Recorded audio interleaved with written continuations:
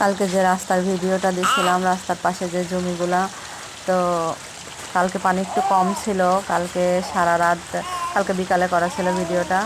তো কালকে সারা রাত যে পরিমাণ বৃষ্টি হয়েছে, তার জন্য পানি এতটা বাড়ছে যে অন্যান্য যেসব জমিতে ধান ছিল দেখা যাচ্ছিল ধানগুলা, এখন আর কোনো জমির ধান দেখা যাচ্ছে না, সব জমির ধান পানির নিচে।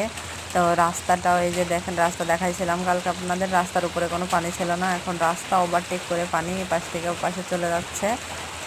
এই যে কি পরিমাণ পানি বের হচ্ছে, পানির যে শব্দ দেখা যাচ্ছে, দেখেন যে পুরা এরিয়াটা কেমন দেখা যাচ্ছে।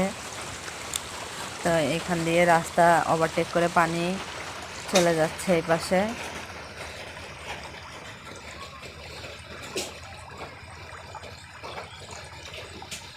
এই এই পাশে আছে একটা পেয়ারা বাগান, তো সব পানি যাচ্ছে পেয়ারা বাগানের মধ্যে। পেয়ারা বাগানেও অনেক পানি, দেখেন সবাই।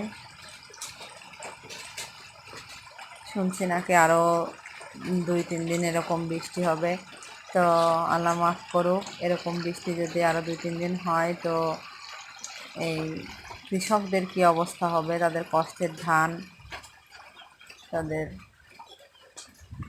স্বপ্ন সব বিফলে চলে যাবে। এই যে দেখেন পেয়ারা বাগানের ভিতরেও কি পরিমাণ পানি, পুরা পেয়ারা বাগানও এরকম পানিতে ডুবে আছে।